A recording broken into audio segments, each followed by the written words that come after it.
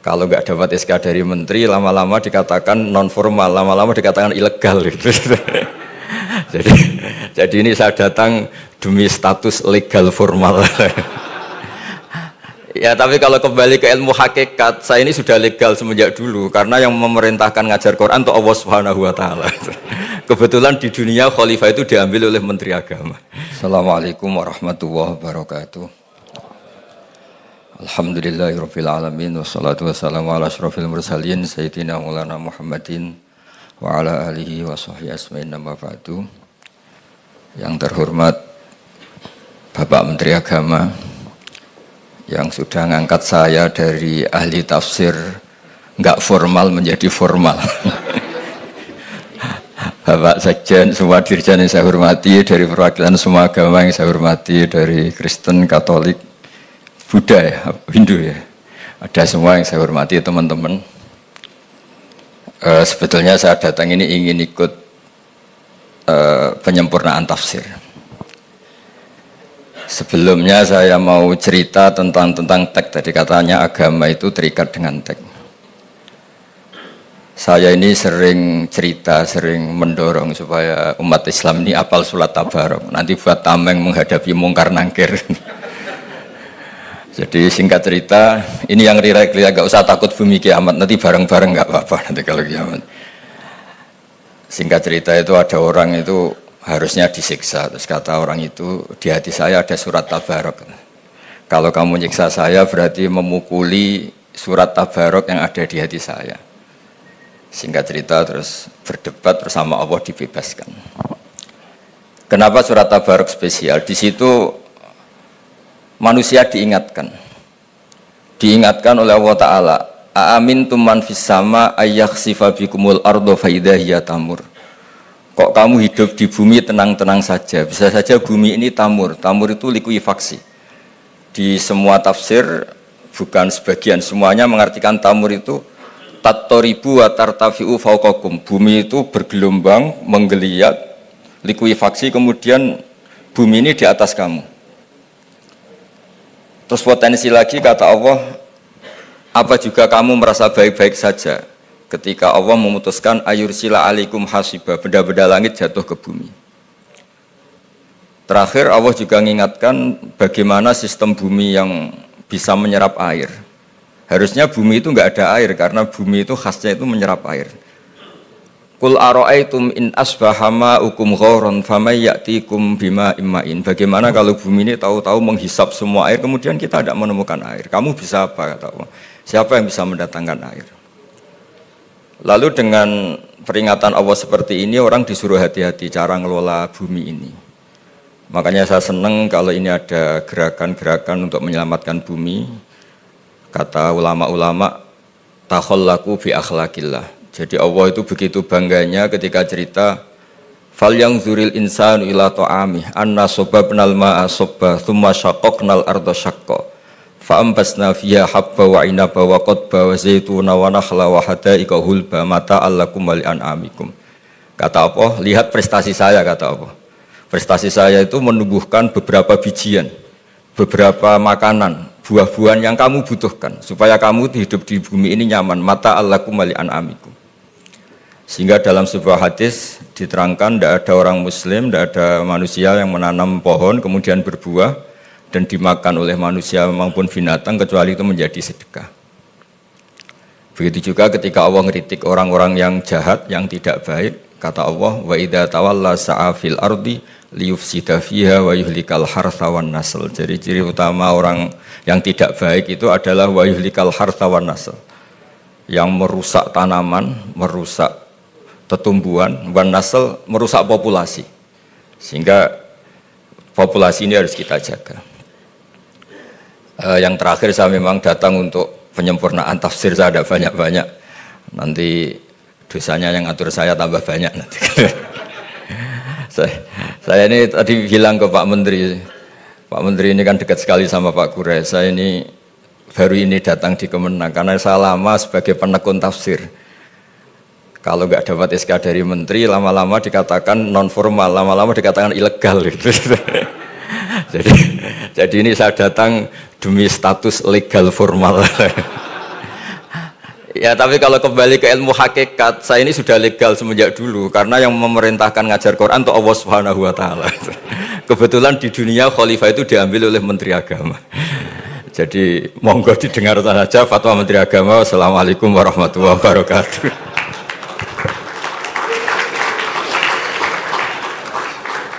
Assalamualaikum warahmatullahi wabarakatuh.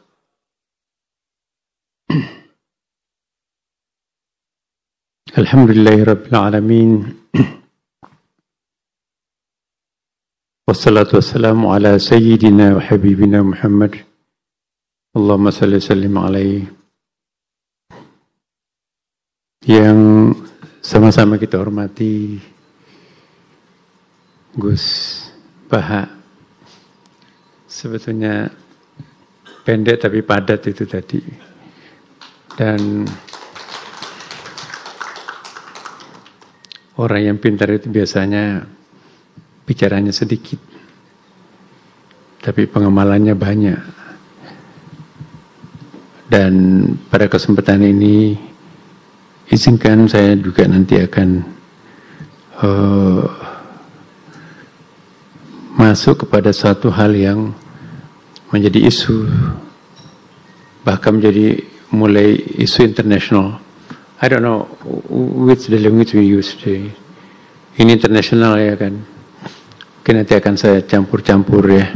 Yang paling penting untuk kita syukuri sekarang ini, apa yang kita lontarkan kira-kira 4 atau 5 bulan yang lalu, ekoteologi, sekarang menjadi viral internasional. Bahkan di luar negeri pun juga banyak kami ditanya apa itu ekoteologi. Saya kemarin di Singapura juga di seminar internasional memberikan satu bagi teman-teman panitia di situ agak surprise ya, karena saya mengajak kawan-kawan dalam seminar lintas agama itu sama-sama bertransformasi dari sebuah sistem teologi yang struggle kepada sebuah sistem teologi yang nurture, sebuah sistem teologi yang maskulin kepada teologi yang lebih feminin, karena Allah itu adalah dan lebih menonjol modern Father of God, not lebih menonjol sebagai the Mother of God, bukan sebagai the Mother, bukan sebagai the Father of God, lebih menonjol sebagai feminine God daripada masculine God. Tapi sebelum sampai ke situ, izinkan saya juga mengawali dulu dengan tadi di sini apa temanya itu ya, Islamic ekoteologi. Tidak bisa kita bicara tentang ekoteologi tanpa memahami konsep lebih dasar lagi, apa itu kosmologi sebetulnya. Pandangan kosmologi inilah yang melahirkan ekoteologi. Apa itu kosmos? Kosmos itu alam. Ma manal alam? Alam itu bahasa Arab. Al-alam yakni kullu ma siwallah. Segala sesuatu yang bukan Allah maka itu adalah alam. Other than God. Everything except God. Ya, itu adalah alam, nature, universe. Segala sesuatu yang bukan Allah maka itu alam. Tetapi itu pun juga kalau kita lihat di dalam pandangan kosmologi yang lebih dalam, itu sesungguhnya definisi itu pun juga dibantah oleh Ibnu Arabi. Ibnu Arabi itu menganggap bahwa the only one exists, the only one thing. Yang ada itu hanya pseudo exist. Pseudo itu apa ya? Wujud palsu. Kita seperti tongkat ya. Ada bayangan, ada tongkat. Yang real adalah tongkatnya, bayangannya itu bukan real. Bayangan tongkat itu disebut sebagai pseudo existence, wujud palsu, mungkin wujud. Tapi ihsan tongkat itulah yang disebut dengan wajib wujud. Ya. Tapi kita juga lihat ada pandangan-pandangan spiritual yang lain juga, seperti di Hindu. Hindu ini, mohon maaf ada Jen Hindu ya. Pandangan kosmologi Hindu itu sangat-sangat dekat dengan pandangan kosmologi Ibnu Arabi. Karena cara menjelaskan tentang apa itu alam mirip sekali dengan cara penjelasan Ibnu Arabi tentang alam. Kita lihat di dalam kitab Futuhatul Makkiyah atau Fususul Hikam, dan juga tafsir Ibnu Arabi itu sendiri. Apa yang dimaksud alam? Alam ialah segala sesuatu selain Tuhan, other than God, kullu ma siwa Allah. Tapi adakah sesuatu selain Allah? Nah, kalau menurut Ibnu Arabi, tidak ada sesuatu apapun selain Allah. The only one exists. Hanya Allah yang ada. Maka itulah mawujud illallah, tidak ada Tuhan selain Allah, tidak ada mawujud. Cuma persoalannya kita bahasa Indonesia ini, ya Gus Baha ya, kita tuh nggak ada bedanya antara wujud dengan mawujud. Bahasa Indonesia kita tuh sangat miskin. Tidak bisa kita membedakan antara wujud dengan mawujud. Akhirnya rancu kita memahami definisi buku-buku Arab, buku-buku mantik itu susah sekali difahami yang berbahasa Indonesia. Contohnya, kita dalam bahasa Indonesia itu tidak ada bedanya antara wujud dengan mawujud. Ini mimbar. Apakah ini wujud atau mawujud? Kita katakan ini wujud, ya kan? Maik wujud.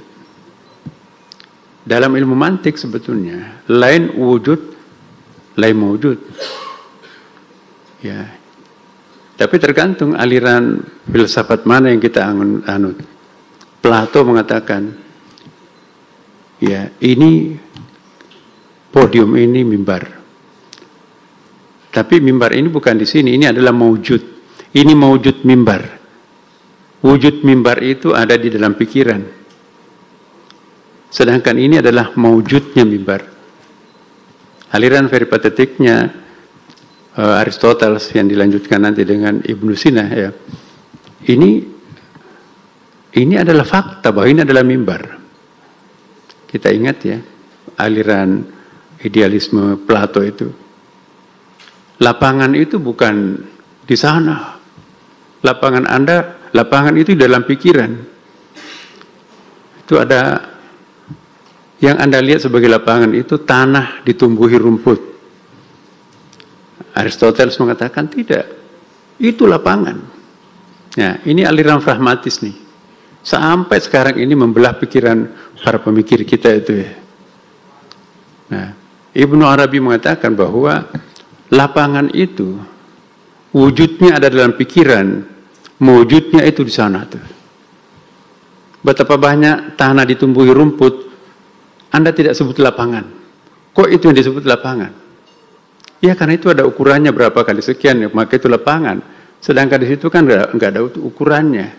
Di mana letak pengukuran itu di konsep. Nah, konsep lapangan itu disebut oleh Ibnu Arabi sebagai wujud.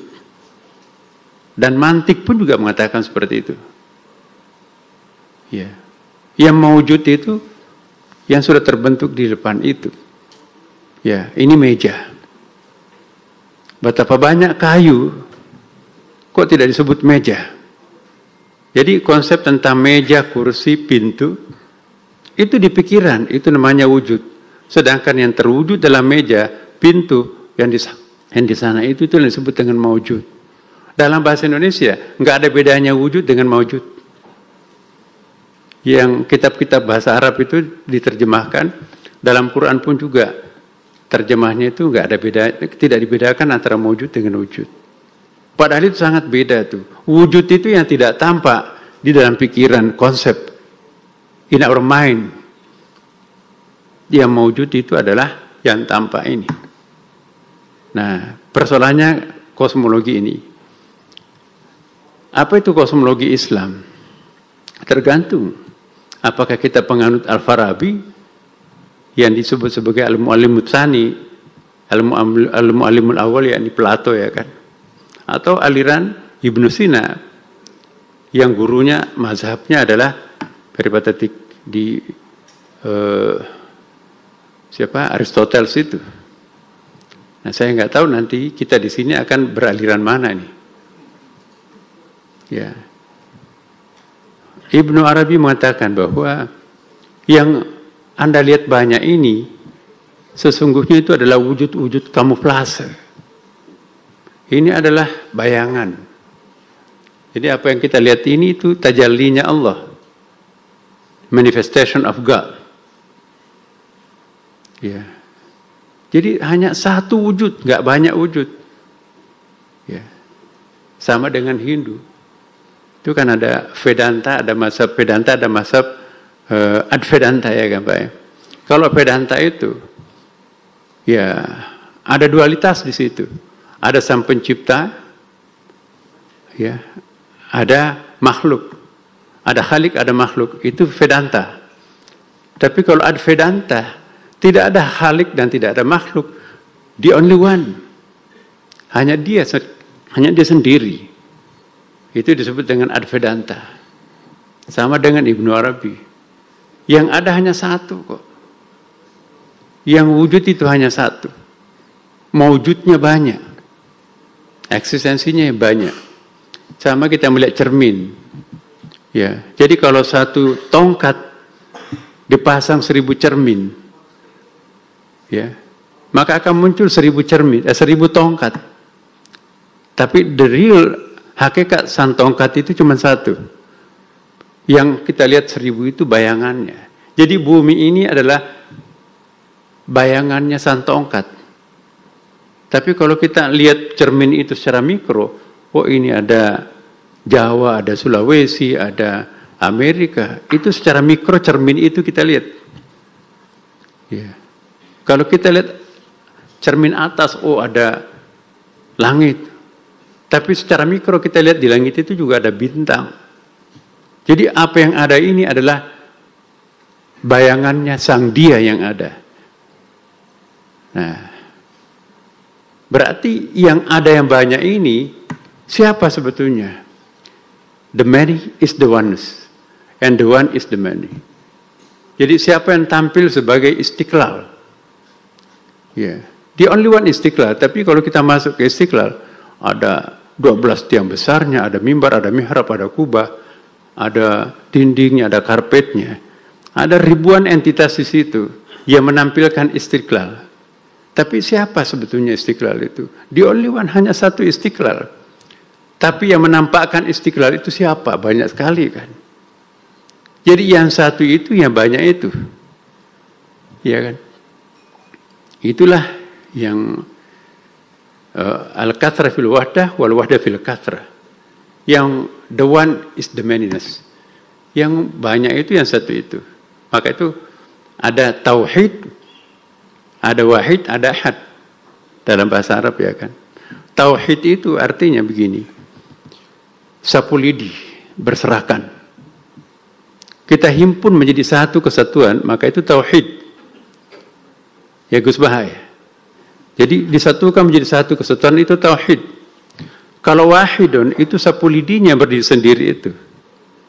Tapi kalau ahad, substansi yang membentuk sapu lidi itu, ada atom-atom itu, ya kan. Jadi the substance, jauharnya mungkin ya, bukan jauhar juga ya. Ya lain jauhar. Jadi sapu lidi itu aratnya. Apa itu bahasa Indonesia arat itu? Arat itu bahasa Inggris itu accident. Accident itu bukan kecelakaan, tetapi efeknya itu. Jadi substansi yang membentuk sapu lidi itu atom. Itu pun juga atom menurut Demokritos itu itu bukan atom benda yang paling kecil. Masih bisa dipilah atom itu ada elektron, ada apa lagi? Ada 3 kan? Elektron, proton, satu lagi? Iya. Tapi menurut Thales ada lebih kecil daripada elektron itu, water, air. Iya. Lebih kecil dari air masih ada, kata Anaximenes. Ini filosofi Yunani semua ini. Anaximenes itu adalah uap. Uap itu kalau menguap habis dia. Everything is nothing. The only one existent hanya Allah Subhanahu wa taala. Maka itu wajibul wujud. Jadi yang ada ini hanya bayangannya dia. Ya, jadi kita semuanya adalah tajallinya Allah. Kita tidak punya wujud hakiki. Kita hanya wujud bayangan. Ini agak beda dengan panteisme. Kalau panteisme itu lain lagi. Panteisme itu apa ya istilahnya itu? Al-faid. Faid itu apa bahasa Indonesianya al-faid? Kalau saya belikan pemahaman ini gelas ada airnya, saya tumpahkan. Maka tumpahan ini dalam bentuk pohon, ada laut dan seterusnya. Jadi semua ini adalah Tuhan. Itu tumpahan itu jadi Tuhan itu. Jadi tidak ada siapapun, semuanya Tuhan. Kita satu kesatuan dan kita semuanya tampil sebagai Tuhan. Saya sebagai manusia, kita sebagai manusia, yang lainnya juga manusia. Maka itu kosmologi panteisme itu segala sesuatu ini adalah sakral. Karena segala sesuatu ini adalah Tuhan. Dia tampil sebenar-benarnya sebagai Tuhan. Ya. Bedanya dengan Al-Ghazali, dia memang tampil, tapi ketampilannya ini adalah bukan hakikatnya, tetapi mungkin wujudnya. Ya, kamuflatifnya muncul. Hakikatnya itu bukan dia sebetulnya. Santongkat itu adalah yang aslinya, sedangkan yang lainnya itu adalah bayangannya. Jadi dengan demikian mirip dengan aliran Advedanta dalam agama Hindu. Jadi tidak ada khalik, tidak makhluk. Khalik makhluk itu sebetulnya dia juga. Nah, cuma kalau kita lihat di dalam Advedanta, ada yang disebut dengan Brahma Saguna, ada Brahma Nirguna. Brahma Saguna itu personal God dalam agama Kristen ya, Katolik. Ada impersonal God, ya kalau dalam padanannya agama Hindu, ada Atma. Jadi impersonal itu adalah Atma. Kalau dalam pendapatnya Ibnu Arabi tidak. Dakhilun fil asya la bil mumazajah. Dia masuk pada segala sesuatu tapi tidak bercampur. Wa kharijun anha la bil mumazajah, la bil muzayalah. Dia keluar dari segala sesuatu, terpisah dengan segala sesuatu ya. Ya, dia keluar dari segala sesuatu tapi tidak terpisah. Nah, itulah dia, sang dia yang maha dia. Jadi apa yang kita lihat ini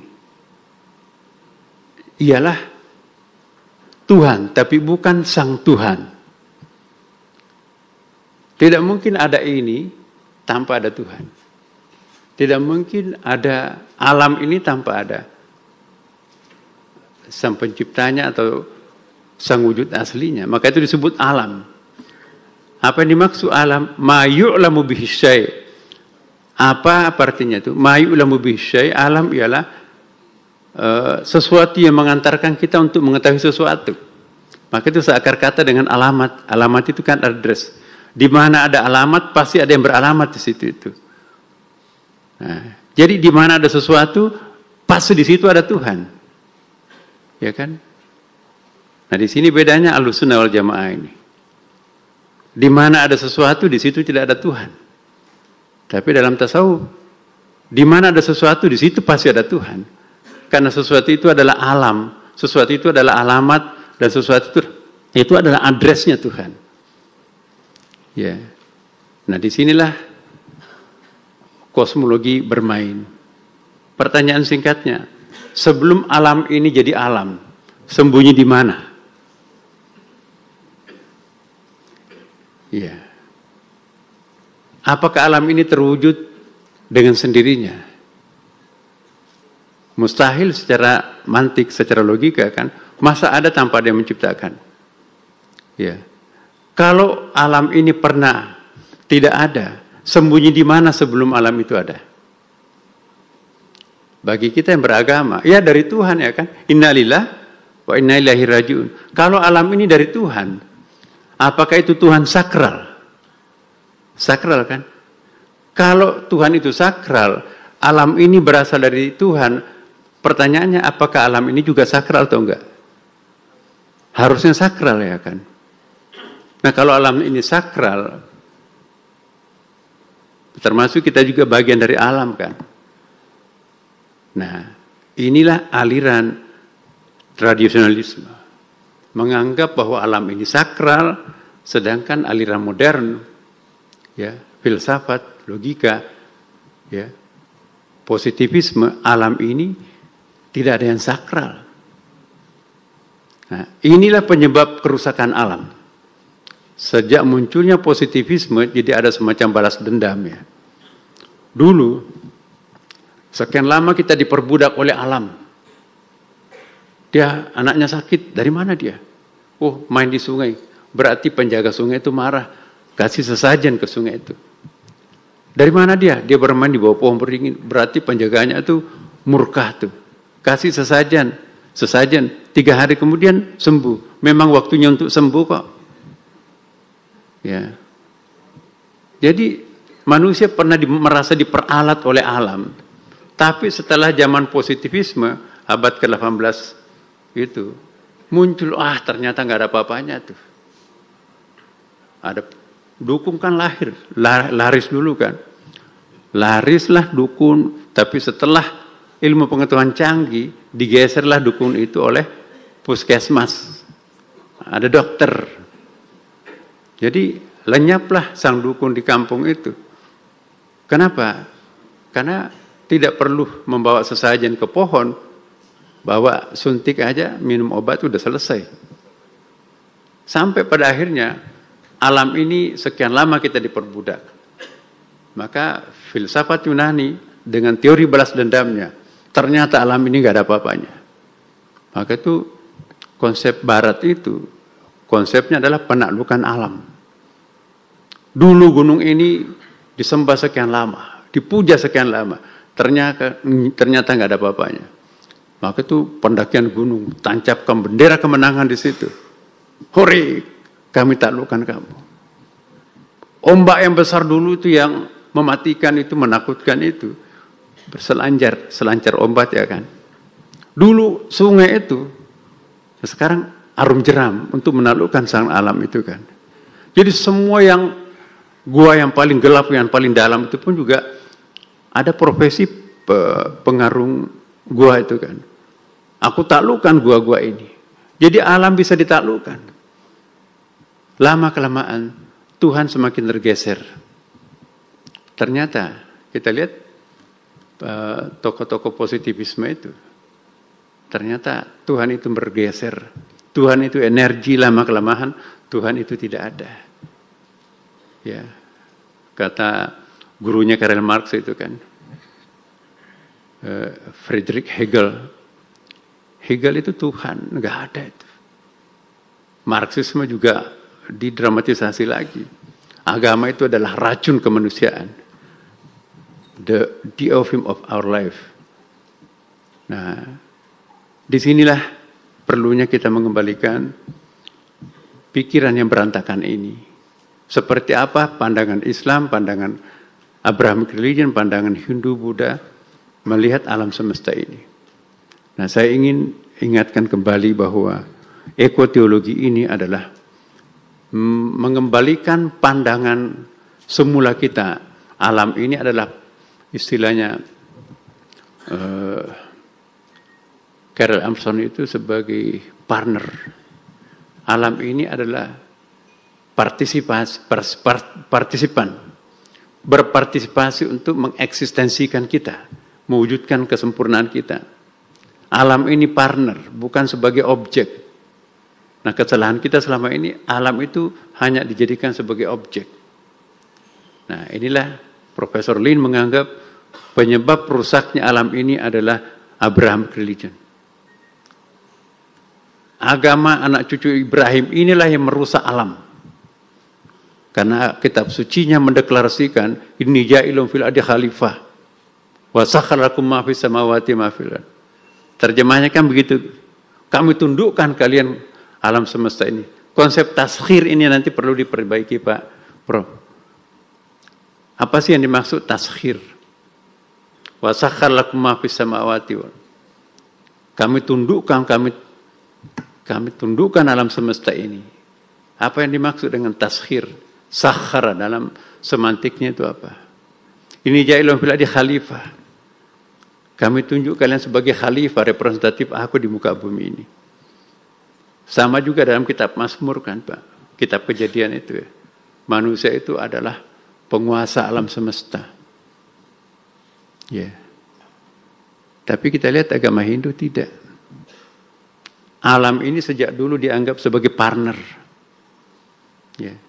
Pohon yang sudah berdaun 40 lembar ke atas, itu sudah ada penghuninya. Maka itu kalau menebangnya harus diupacarakan. Dalam Hindu tidak boleh menebang pohon. Kecuali kalau ada maksud yang sangat penting, dan penebangannya pun juga harus diupacarakan. Sekecil apapun pohon itu, maka itu harus ada upacaranya. Kan gitu Pak ya. Maka itu kalau kita ke Bali, pohon-pohon besar itu banyak. Mereka tidak berani menebangnya. Bukan takut, tetapi itu adalah bagian dari kita. Apalagi agama Buddha. Buddha lebih lagi. Ya, konsep tatuan asi. Engkau adalah aku adalah engkau. Kalau aku menolong Pak Kaban, aku menolong diriku sendiri. Karena dia adalah aku. Aku adalah dia. Tapi lebih dalam lagi, diterapkan juga di pohon. Engkau adalah aku adalah engkau. Jadi ketika engkau lapar, ketika engkau kering, berarti haus, aku merasakan kehausan itu. Nah ketika aku memberikan siraman untuk berhenti haus, beri makan, berarti engkau kenyang, aku juga kenyang. Kucing tetangga pergi pulang kampung, ya. Kita belikan makanan supaya kucing itu makan. Mbak, tolong belikan makanan kucing. Loh, itu kan kucing tetangga, bukan. Itu aku. Loh, ibu kucing, iya. Kucing itu aku. Tatuan asi. Bagaimana kalau kucing itu lapar? Seperti juga aku lapar. Belikan. Jadi tidak pernah kita menyesal kalau engkau adalah aku adalah engkau. Waduh, tadi saya kasih kebanyakan ya. Nah, itu akal yang main di situ itu. Kalau tatuan asi, enggak pernah orang Buddha itu menyesal dalam mengambil sebuah tindakan. Kenapa? Karena tatuan asi itu. Nah kita tatuan asinya enggak muncul di sini nih. Lu gua ya kan gitu kan. Nah apalagi kalau pohon. Jadi spiritualitas kita terhadap pohon itu udah enggak ada lagi. Kita pulang kampung, waduh. Ini pohonnya gede nih, kalau ini digergaji, diekspor ke Amerika berapa dolar nih. Tidak pernah bayangkan bahwa di situ ada ribuan burung-burung bersarang, ada serangga beranak pinak, dan mereka juga menikmati kebahagiaan. Jadi enggak ada tatuan asli lagi terhadap penghuni pepohonan itu. Dan pohon itu sendiri juga makhluk hidup ya kan. Tak pulang, ini hamparan ini kalau kita timbun ini berapa kapling nih? Harganya berapa nih? Di kepalanya hanya ada uang gitu kan. Begitu dia ditimbun, maka matilah semua makhluk rawa-rawa itu kan. Naik pesawat di atas Sumatera. Wah, ini banyak hutan. Ini kalau kita bakar, tanami kelapa sawit, harganya berapa ini? Terbang, siram dengan bensin, matilah semuanya. Tanami kelapa sawit. Ekspor. Harganya berapa? Yang pulang ke Indonesia hanya untuk memberikan gaji terhadap karyawannya. Kecil. Tapi keuntungannya taruh di luar sana tuh. Apa yang terjadi di Indonesia? Nggak ada urusan. Itu hak saya. Ya, saya jual ke luar negeri. Harganya saya dagang lagi di luar negeri. Kenapa nggak taruh di dalam negeri? Bahaya. Nanti ngamuk. kita nggak dapat apa-apa. Jadi sosiologisnya, ekonominya juga rugi kita kalau kita tidak berpandangan ekoteologi. Ya, jadi teman-teman, kalau kita ingin merubah sesuatu, kata Max Weber, ahli sosiologi agama ini, Protestan etik, teman-teman dari Protestan tahu itu. Tidak mungkin kita bisa merubah suatu habit, kebiasaan, tanpa merubah sistem etos, etika masyarakat itu. Etika itu nggak mungkin kita bisa merubah etos tanpa merubah sistem logos. Karena etos itu produk daripada sebuah logos. Logos itu apa ya? Sains, pengetahuan. Dan tidak mungkin kita bisa merubah logos itu tanpa merubah sistem teologi. Jadi yang paling basic itu sebetulnya adalah teologi. Jadi kalau masyarakat kita melihat di sini banyak sekali perilakunya menyimpang, tidak bisa kita hanya menyelesaikan dengan sistem perubahan habitnya, perubahan logosnya. Tapi kita harus menyelami perubahan teologisnya. Jadi ekoteologi itu adalah sesuatu yang akan merubah substansi. Tidak mungkin kita bisa menyelesaikan suatu virus dengan hanya mengobati simptomnya. Jadi kita harus mengobati akar-akar kankernya itu. Akar yang paling basic itu teologis. Nah, inilah ekoteologi ini. Tidak mungkin kita bisa merubah perilaku masyarakat tanpa merubah sistem teologi masyarakat itu. Tadi teologi kita itu terlalu maskulin. Ya, padahal Tuhannya feminin, nabinya feminin, kitab sucinya feminin, umatnya super maskulin. What's wrong? Ya. Jadi ada yang salah di dalam berteologi. Agama kita di atas, tapi kita penganutnya tenggelam di sini, di terestrialnya ini. Agama kita itu sangat celestial di atas, tapi kita sangat terestrial. Ya. Nah, ini juga pengertian as-sama dan al-ard. Di dalam bahasa Inggris itu ada dua pengertian, bukan saja bahasa Inggris ya, bahasa Arab juga ada makna majazi, ada makna hakiki ya kan. Ada takwilnya as-sama itu bukan hanya berarti blue sky, langit biru, tapi juga bisa berarti as-sama itu dengan celestial. Celestial itu sesuatu yang suci, agung, ya, ketinggian.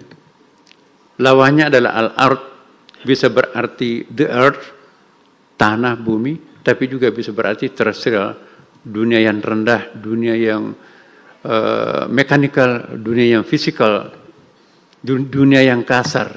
Sedangkan as-sama itu dunia yang agung, dunia yang abstrak, dunia yang tinggi. Nah, semua kita artikan langit, semua kita artikan bumi, tetapi di dalam kamus lisanul Arab itu as-sama itu juga bisa berarti celestial. Al-ard itu juga bisa berarti terrestrial. Terrestrial itu lebih bersifat kasar gitulah. Yang di atas itu halus. Nah, Bapak Ibu sekalian, teman-teman, kesimpulannya, saya mohon maaf saya tidak sistematis, saya baru tadi coret-coret ya, kira-kira apa yang kita akan lakukan di masa depan ini. Pertama adalah kita perlu merubah mindset kita terhadap alam. Jangan menganggap alam ini the only object, hanya objek semata. Ya, tetapi harus menganggap alam ini juga adalah partisipan kita juga. Partner kita untuk menjalani kehidupan. Ya. Kalau alam ini kita hanya menganggapnya sebagai objek, matilah rasa kita itu. Tidak mungkin sesama umat manusia itu akan menimbulkan rasa yang sangat intensif. Tapi kita butuh tempat yang sacred. Manakala orang kehilangan ruang dan waktu yang sakral, maka pada saat itu manusia itu akan kering. Tanpa tempat yang sakral, tanpa ada waktu yang sakral, manusia itu akan merasakan kehampaan dalam hidup. Maka itu setiap agama harus ada tempat sakralnya. Dan di antara tempat sakral itu Ka'bah. Apa itu Ka'bah itu? Jadi bisa kita katakan incarnation of God itu. Inkarnasi wujud, perwujudannya Sang Dia yang Maha Sakral. Ya, apa itu candi? Ya, apa itu gereja, apa itu masjid? Itu adalah tempat yang sangat sakral. Dan dibutuhkan konsep sakral itu untuk menundukkan maskulinitas jiwa kita.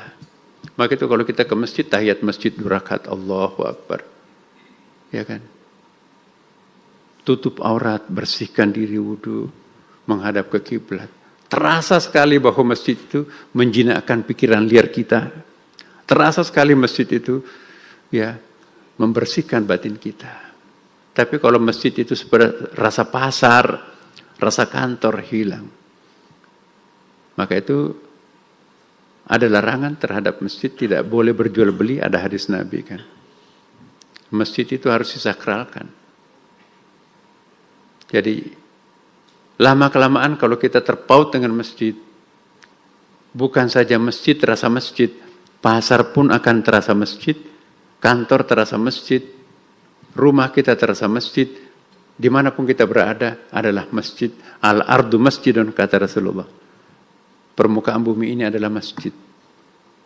Tapi kalau masjid sudah tidak sakral, akhirnya masjid rasa pasar, masjid rasa kampus, dan seterusnya. Hilanglah kesakralan itu. Kenapa kita berbondong-bondong ke tanah suci? Di situ ada tempat sakral untuk berdoa. Kita memperebutkan tempat sakral. Kita bisa membuat Ka'bah lebih indah di Indonesia, tapi enggak sakral. Kenapa kita ngejar Ka'bah di Mekah? Karena di situ adalah meeting point kita dengan Tuhan. Itulah yang biasa disebut dengan sacred place. Di samping sacred place ini, tempat yang harus sakral, waktu juga harus sakral. Manakala ada orang sudah kehilangan waktu-waktu sakralnya, maka hatinya pun juga akan hampa. Itulah nanti akan menjadi nafsu yang liar, pikiran yang liar. Maka itu kita perlu waktu-waktu khusus yang sakral. Ya. Wa minal laili fatahajjad bihi nafilatan lak asa yab'atsaka rabbuka maqama mahmuda. Ya kan? Siapa yang ingin mendapatkan ketinggian martabat, fatahajjat, sujudlah di malam hari. Ya kan? Man talabal ula syarrul layali. Barang siapa yang mendambakan ketinggian, maka begadanglah di malam hari, bukan main game tentunya. Ya. Tapi ya sujud. Inilah message. Kita perlu merawat. Kalau kita tidak bisa mensakralkan semua space, minimum ada lokal-lokal tertentu yang harus disakralkan. Ya. Di rumah kita pun juga harus ada tempat sakral yang kita sebut musala kecil. Ya. Di sela-sela lemari pasang sajadah, tembus langit itu. Jangan ganti-ganti tempat salat, kata para sufi. Ya. Jadi ada tempat-tempat khusus yang bisa kita sebut sebagai incarnation of God, yang kita sebut sebagai sacred place, supraterrestrial, atau biasa disebut dengan the Holy Land. Jadi Holy Land itu tanah suci. Ya, subhanalladzi asra bi 'abdihi lailan minal masjidil haram ila masjidil aqsa alladzi barakna. Jadi ada tempat berkah. Dalam Al-Qur'an itu ada feng shui. Apa itu feng shui? Tempat-tempat tertentu yang sakral, yang sacred. Katolik apalagi Pak ya, ada tempat sakral itu. Maka itu kalau kita masuk di gereja Katolik, terasa ada sentuhan altar tuh ya. Altar bagian depannya sengaja didekorasi sedemikian rupa. Begitu kita masuk ke sana itu ada bayangan suasana batin yang aktif. Maaf, Kristen, lain lagi falsafahnya. Semua space harus sama. Ya, dindingnya segi 4 itu Ada egalitarian di situ. Tidak boleh mengistimewakan satu space. Nggak ada altar yang harus istimewa. Tapi itu pandangan hidup di situ. Ya. Bagaimana dengan masjid? Ya, apakah masjid harus didandani? Ada juga larangan mendandani masjid, ya kan?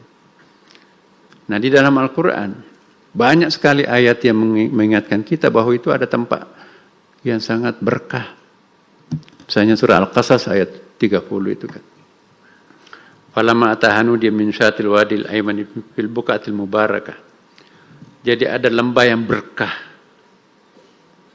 Ya kan? Dan bahkan di dalam surah Taha itu fakhla'na 'alaika.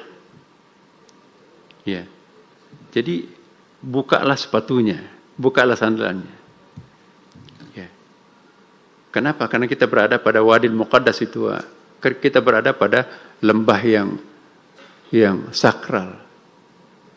Jadi ada tempat yang sakral. Kapan orang itu tidak punya tempat sakral, itu mati rasa spiritual.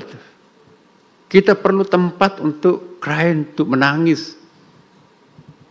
Kalau tidak ada lagi tempat yang bisa membuat kita terharu kepada Tuhan, itulah hakikat sekuler sebetulnya. Sudah kehilangan tempat secret. Iya. Kenapa kita menangis di depan Ka'bah? Saya di Roma itu ya. Bukan di Roma, Milan. Di situ ada gunung, puncak gunung itu ada gereja kecil. Mungkin hanya muat 5 orang gitu ya. Nanti nyala pada malam minggu itu. Naiknya itu kayak apa itu, mungkin 500 meter tingginya itu.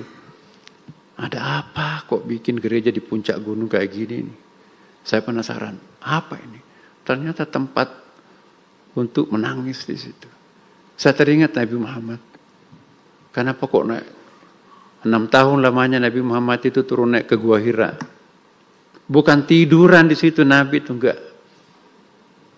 Dia bukan istirahat di situ. Dia fana. Ya. Kenapa kok tidurnya sampai 309 tahun? Ashabul Kahfi dalam surah Al-Kahfi itu. Itu bukan tidur di situ. Gua Kahfi. Jadi ada satu tempat yang secret. Di situ ada keajaiban. Maka itu bikinlah di rumahnya itu zawiyah. Gus Baha ya. Dalam buku-buku tasawuf itu ada namanya zawiyah. Setiap rumah itu ada zawiyahnya. Zawiyah itu ada tempat untuk menggelar tikar permanen di situ. Disitulah tembus langit, disitulah kita berdoa. Disitulah tempat sakral kita. Itulah tempat yang sakral. Nah kalau pohon-pohon sudah tidak ada lagi, seenak-enaknya kita membakar, seenak-enaknya kita membendung sungai dan seterusnya, sudah enggak ada lagi sungai, sudah enggak ada lagi pantai, sudah enggak ada lagi tempat-tempat yang sakral, berarti kita menjadi liar, kita jadi Tuhan di dalam di muka bumi ini. Nah ini perlu kita kembalikan posisi berpikir kita seperti masyarakat tradisional kita. Bagaimana caranya? Ya tadi itu ada tempat yang sakral dipelihara dan juga ada waktu yang sakral. Lailatul Qadar khairum min alfi syahr. Sama-sama waktu itu diciptakan Tuhan, tapi ada satu waktu, satu malam lebih mulia daripada ribuan bulan. Kalau kita lihat di dalam kata alfon dalam tafsir, salah satu tafsir Gus Baha, angka paling tinggi pada masa Nabi itu angka 1000. Seandainya ada angka triliun, jangan-jangan Quran Lailatul Qadar khairum min triliun syahr. Jadi caranya ulama tafsir mengartikan alfon itu bukan 1000 bulan, tapi ribuan bulan atau beribu-ribu bulan. Karena itu kan ada angka maksimum pada waktu itu.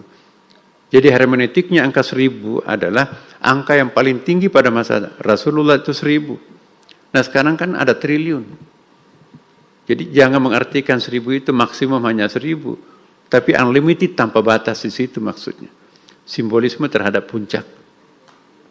Jadi bagaimana ekoteologi ini memperkenalkan ada tempat yang secret yang harus dimuliakan, dihargai. Dan bagaimana memperkenalkan bahwa ada waktu yang sangat bagus. Hari Jumat itu Sayyidul Ayyam, Ramadan itu adalah Sayyidul Syahr, sama juga dengan agama kita yang lain. Ada hari-hari tertentu yang mulia kan Bapak Ibu. Ada waktu sakral, ada tempat sakral. Tidak ada agama yang tidak mengakui adanya tempat sakralnya dan waktu sakralnya. Nah kalau ini tercerabut dalam hati dan dalam pikiran para pemeluknya, kalau umat beragama sudah tidak punya tempat sakral dan sudah tidak punya lagi waktu sakral, maka hilanglah agama itu di dalam benaknya.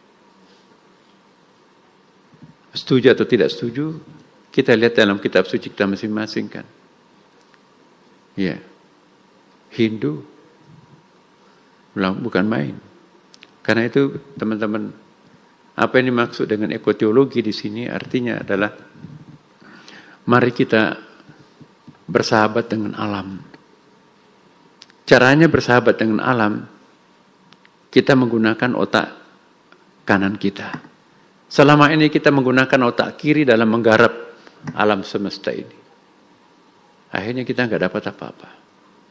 Dahulu kala 3.500 tahun masyarakat tradisional itu mempertahankan hidupnya dengan otak kanan. Ya, tidak membutuhkan laboratorium, tidak membutuhkan teknologi canggih, tapi bisa bertahan hidup ya sampai 3.500 tahun masa lampau itu. Caranya seperti apa? Melalui persahabatannya dengan alam. Dalam Al-Quran, wa in min syai'in illa yusabbihu bihamdihi walakin la ta'lamuna tasbihahum. Tidak ada sesuatu yang tidak bertasbih. Ma makna tasbih? At-tasbih bimana at-tanzih. At-tanzih itu ada tanzih qudusi, ada tanzih subuhi. Ya, saya tidak jelaskan lebih detail di sini. Semua bertasbih. Satu saat Rasulullah di Madinah itu ada hadisnya. Wahai sahabatku, pernah enggak mendengarkan pasir bertasbih? Masa? Nabi memungut 7 butir pasir. Tangannya Utsman ini. Coba dengarkan. Enggak ada tuh suaranya Rasulullah. Dempetkan di telinganya, dempet. Oh ada, seperti suara lebah. Itu bukan suara lebah, itu tasbihnya pasir. Ini Masya Allah Bapak Ibu. Artificial intelligence sekarang ini tiap hari menemukan sesuatu yang baru. Pepohonan daun-daun seperti ini, itu semuanya punya energi. Setiap energi itu punya getaran, dan setiap getaran itu punya hasilnya bunyi itu. Jadi daun-daun ini itu ada energinya. Energi itu ada getarannya. Getaran itu menghasilkan bunyi. Ada alat sekarang ini mampu merekam, memperbesar suara yang disuarakan oleh pohon-pohon dan daun itu. Ternyata apa suaranya itu? Tasbih. Ya. Jadi terbukti artificial intelligence itu membuktikan ayat ada tasbihnya. Karena itu yusabbihu lahu ma fis samawati wal bertasbih semua. Kalau mereka itu bertasbih, tasbih artinya memuji dengan cinta. Tidak mungkin orang memuji tanpa emosi kan? Bisa enggak mencinta tanpa emosi? Enggak kan? Kalau segala sesuatu itu mencinta, memuji, bertasbih, pasti artinya segala sesuatu itu juga punya emosi kan? Kita lihat buku the bestsellernya siapa itu? The Hidden Mystery of Water itu.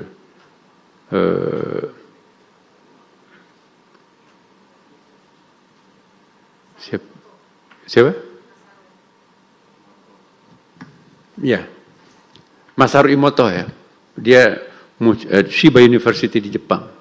Itu dipresentasikan tahun 1995 ya. Dan semua air itu kalau dibacakan doa, apapun agamanya, bahasa doa dalam bentuk agama Buddha, Hindu, Islam, itu membentuk kristal yang sangat indah. Kalau itu didinginkan kemudian 5 derajat minus, partikel airnya itu diambil dalam mikroskop, itu akan membentuk partikel yang sangat indah kristalnya. Tapi bandingkan dengan air yang tidak pernah dibacakan doa-doa, sentuhan-sentuhan rasa, itu gak ada. Sialan lu air, kurang ajar kamu. Maka kristal airnya itu jelek sekali kelihatan. Berarti semua benda itu sensitif, semua itu benda itu emosi. Nah inilah hebatnya masyarakat tradisional kita, mampu berkomunikasi dengan alam. Mereka tidak membutuhkan laboratorium. Ya, saya jadi saksi Bapak Ibu, waktu Pak JK itu bikin universitas di Makassar itu, saya sekretaris Fakultas Pertanian, wakil dekan 2 Fakultas Pertanian, tugasnya laboratorium. Kebun percobaannya Pak JK itu ya, sekarang jadi perumahan besar di Makassar, baru gaya itu namanya itu. Ada dosen dari Unhas, doktornya dari Amerika. Pak Tua, kami akan babat jagungnya. Jagungnya sudah mau berbuah tuh. Ya, kenapa nak? Kita mau tanam kedelai ini, bibit Amerika ini. Buahnya nanti besar dan hasilnya 5 kali lipat daripada hasil jagungnya Pak Tua. Pak Tua yang tidak tamat SD, umurnya 65 tahun. Pak Bacok namanya ya. Ya, lihat nak kedelainya. Dia cium kedelai itu, dia pungut tanah. Tanah di genggaman kirinya, cium. Nak, ini nggak bisa cocok tanah ini nak. Ah enggak, kami sudah periksa di laboratorium. Tanah ini topsoilnya sangat bagus, subur nih. Terpaksa dibabat tanahnya Pak Tua itu. Sedih Pak Tuanya itu. Nah, ini nggak bisa tumbuh, tidak bagus di sini. Dari mana Bapak tahu? Dia penciuman tuh. Nah, setelah 3 bulan, besar kedelainya tapi nggak keluar buahnya. Akhirnya kedelainya itu ditebang. Padahal ini doktor agronomi pertanian tuh kan. Hebat mana? Pak Bacok tidak tamat SD, yang dokter dari Amerika. Satu menggunakan otak kiri, satu menggunakan otak kanan. Ya. Saya tidak mengajak kita untuk kembali ke tradisionalisme, enggak. Dalam ekoteologis ini. Tapi ini perkawinan antara Iqra, Bismi Rabbik. Iqra itu otak kiri, Bismi Rabbik itu otak kanan. Iqra, Bismi Rabbik. Ya. Contoh konkret. Itu kalau tidak percaya baca buku Kompas itu, pemberitnya Kompas yang menyertai pinisi Nusantara ke Vancouver dalam rangka 17 khusus Pak Harto waktu itu fase terakhirnya. Napak tilas kehebatan nelayan Bugis, perahu kecil seperti itu kok bisa menyeberang samudra sampai ke Vancouver. Ya, disertai dengan navigator angkatan laut kolonel, lengkap juga dengan alat-alatnya. Pas sampai di pulau di tengah samudra, Pak Muhammad itu navigator tradisional dari Bulukumba, Pak mampir di situ. Pak jangan, kita kejar waktu ini 17 khusus ini harus sampai sebelum 17 khusus sudah harus sampai perahu ini di Vancouver. Kalau memang Anda mau nekat, turunkan saya di pulau tidak berpenghuni ini. Kan nggak mungkin diturunkan Pak Muhammad di situ. Sandarlah perahu ini di sebelah utara. Pak Muhammad berulah lagi, jangan parkir di sini, tapi harus sebelah selatan. Untuk apa Pak? Marah Pak Kolonel tuh. Ini kalau kita jalan berapa jam bisa kejar waktu ini? Ini terang begini kok. Enggak nak. Jangan. Pindahkan perahunya ke sini. Tidak sampai 2 jam setelah itu kata penulis Kompas, seorang Katolik ya. 2 jam kemudian cuaca berubah. Seandainya parkir perahunya di sini, hancur perahu ini terhantam ombak. Di sini terlindung di sini. Kira-kira 2,5 jam kemudian, Pak Muhammad, ayo jalan. Giliran kolonelnya jangan dulu Pak, masih gelap. Enggak apa-apa jalan. Tidak lama setelah jalan, terang kembali langit. Satu menggunakan navigator, satu menggunakan firasat. Ya, Pak Barudin Lopa disertasi loh penelitian ilmiah. Tanam kakinya di laut. 4 menit sebelum melaut. Oh, jangan melaut. Perubahan cuaca terjadi di sana. Nasi bungkusnya bawa pulang. Kata istrinya nelayan itu, kenapa pulang Pak? Ada pesan, jangan melaut. Ada perubahan, ya udah. Anak muda yang tidak mengindahkan pesan laut itu, nekat pergi ke sana. Perahunya terbalik, dianya pun juga hampir mati. Jadi upacara laut yang dilakukan oleh orang Mandar di Sulawesi Barat itu bukan bid'ah, bukan musyrik. Dia konsep persahabatannya dengan laut. Nah, wah, itu kalau mata Wahabi melihat itu bahaya ini. Ini upacara laut. Kami salat, saya tidak menyembah laut. Laut itu sahabat saya. Ya, tidak ada benda mati kan? Nah, ini persepsi kita. Orang sekuler menganggap ini perbuatan nggak masuk akal, konyol. Tapi bagi nelayan tradisional Mandar itu, upacara laut itu adalah persembahan sahabatnya. Nabi kan juga bersahabat dengan alamnya. Jadi ketika mimbarnya Nabi diganti, nangis tuh. Ya, ada hadisnya kan? Ada 7 hadisnya itu tentang mimbar. Apa yang engkau minta wahai sahabatku? Mau enggak aku tanam di pinggir kali atas izin Allah, kan Nabi punya mukjizat. Kamu akan hidup memberi makan orang, atau engkau nanti akan hidup di surga memberi buahmu kepada para penghuni surga. Ya. Bisik-bisik, berdirilah seorang jamaah Jumat itu kan ada ibu-ibu yang ngasih mimbar istilahnya itu. Apa jawabannya Rasulullah? Dia memilih untuk memberi makan para penghuni surga. Ya. Setelah salat Jumat, sahabat yang bertanya itu menggendong bekas mimbar itu pulang ke rumahnya. Ini bukan mimbar biasa. Bisa menangis, komunikasi dengan Nabi, dan memberi makan penghuni surga. Di depan Rasulullah dia gendong pulang ke rumahnya. Jadi memelihara barang antik itu bukan bid'ah. Ya. Jadi persepsi kita tentang alam ini Bapak Ibu, inilah yang kita maksudkan dengan ekoteologi, bukan mengajak untuk mistisisme, dinamisme, animisme, no.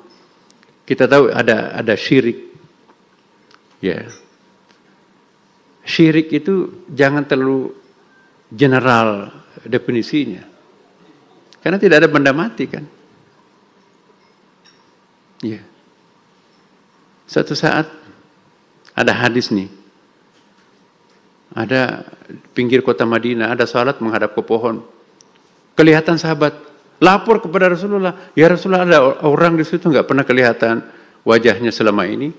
Dia salatnya menghadap ke pohon. Ciri-cirinya apa kata Rasulullah? Pokoknya begini. Oh, itu bukan orang biasa, itu Nabi Khidir. Kembali sampaikan salam saya, tidak bisa menjemputnya karena ada tamu. Ya, begitu disampaikan, yang mulia, salamnya Rasulullah, minta didoakan supaya sukses menjalankan misi kenabiannya. Ya. Akhirnya pergi, hilang orang tua itu. Itu Nabi Khidir. Apakah Nabi Khidir musyrik karena salatnya menghadap ke pohon? Ya. Bagi orang awam itu menyembah pohon. Tapi bagi orang Ibnu Arabi, bagi Khidir, semuanya ini adalah dia kok. Ya. Ada yang menarik dari Ibnu Arabi itu. Kalau Anda menyembah batu, tidak musyrik. Selama engkau menyamakan semua batu-batu yang lain. Kalau engkau menyembah batu ini, tidak menyembah batu yang satu, itu musyrik. Selama engkau sadar bahwa yang engkau sembah itu siapa. Fa'ainama tuwallu fatamma wajhullah. Kemanapun kalian menghadapkan mukamu, engkau akan menjumpai wajah Tuhanmu. Jadi siapa yang tampil dalam bentuk apapun, itu wajah Tuhan. Kalau yang disembah itu adalah wajah Tuhan, bagi orang yang sudah sampai makam paling di atas, apakah itu musyrik? Ya. Jadi hampir tidak ada yang musyrik. Kalau orang itu pemahaman ma'rifahnya sudah tingkat tinggi. Yang musyrik itu kalau jahil. Jahilun itulah apa ya, gafil misalnya. Laqad kunta fi ghaflatin min hadza fakashafna anka ghita'ak fa basarukal yawma hadid. Ya. Kalian itu adalah tidak ngeh, kata Quran. Saya enggak tahu ini Gus. Saya kok enggak puas terjemahan bahasa Indonesianya itu, Kementerian Agamanya. Laqad kunta fi ghaflatin min hadza. Kalian itu dalam keadaan lalai. Lalai itu kan konotasinya lain. Lebih bagus kalau di bahasa Jawakan itu. Al-ghafil itu enggak ngeh. Iya kan? Banyak orang saya lihat di sini, saya enggak ngeh kalau ada Gus Baha di sini nih. Begitu saya perhatikan, oh ada Gus di sini. Ya, fakashafna angka kita, lalu tersingkaplah, oh iya. Jadi mukasyafa itu artinya consciousness, awareness kita itu sadar kita, oh iya. Jadi al-ghafil itu jangan diartikan lalai. Tergantung konteksnya juga sih sebetulnya. Nah kalau terjemahannya hanya mengacu kepada bahasa, apalagi tafsir orang Arab yang culture-nya itu adalah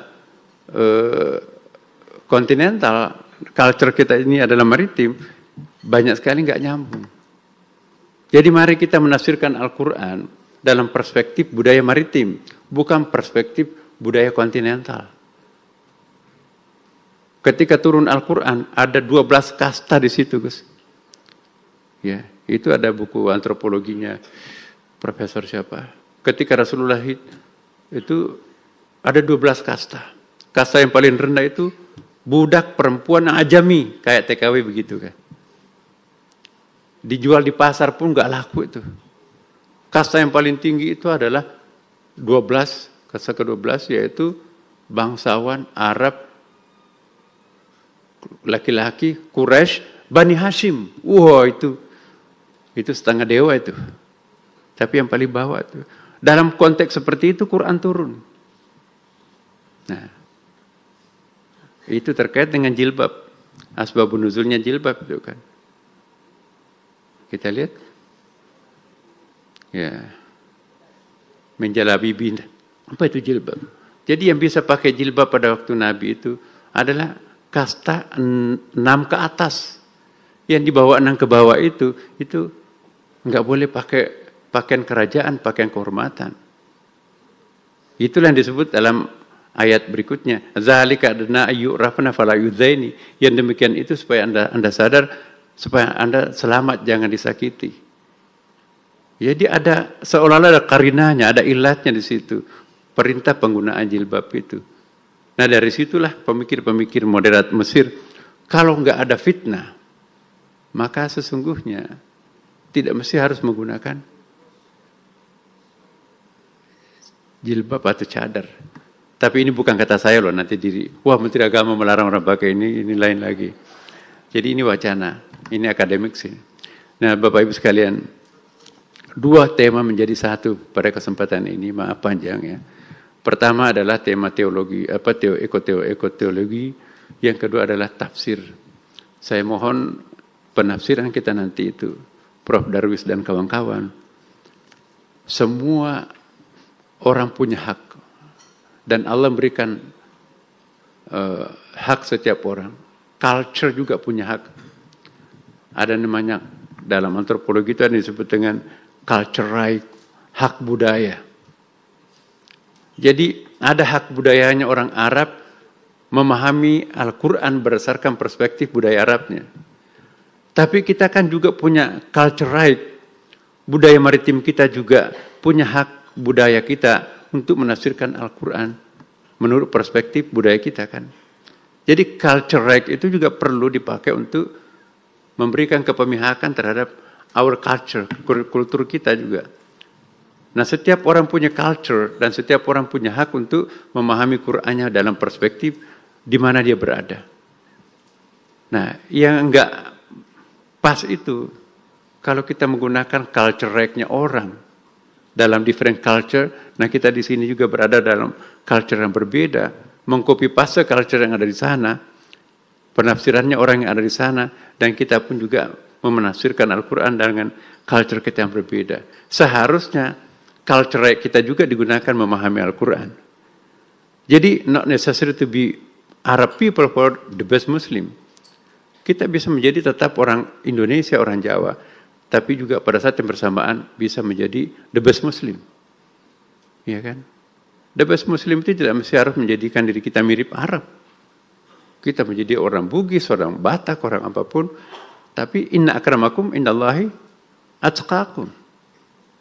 Nah, kalau pemahaman kita memahami Al-Quran seperti ini, saya kira kita akan memperoleh suasana keberagamaan yang berbeda. Jadi fanatisme keagamaan kita itu kadang-kadang muncul karena bukan berdasar pada the substance of Quran itself, tapi mengcopy paste penafsiran orang lain, padahal mereka culture-nya berbeda dengan kita. Apakah menyimpang kalau kita berbeda tafsir dengan mereka? Belum tentu. Kita akan punya hak untuk menafsirkan Quran itu. Karena Quran itu bukan hanya untuk orang Arab, untuk orang Indonesia juga, dan untuk orang siapapun juga. Nah, inilah teman-teman, saya mohon betul, mari kita memahami Al-Quran, kitab suci yang kita akan perbaiki tafsiran dan terjemahannya itu dengan perspektif yang lebih komprehensif, ya, lebih profesional, lebih aktual, dan lebih plural. Dan mari kita kembali mengingatkan masyarakat kita betapa perlunya kita tidak mesti harus larut dengan sebuah pemikiran yang didikte oleh otak kiri melulu, tapi kita juga punya hak untuk mengcombine antara otak kiri dan otak kanan. Ingat, Quran memperkenalkan kita metodologi Iqra bismi rabbik. Iqra tanpa bismi rabbik akan melahirkan monster. Bismi rabbik tanpa Iqra akan lahir manusia lumpuh. Iqra bismi rabbik digabung akan melahirkan tren masa depan yang lebih hebat. Semoga Allah memberkati kita semuanya, dan izinkan saya membuka acara ini dengan membaca bersama-sama Bismillahirrahmanirrahim. Assalamualaikum warahmatullahi wabarakatuh.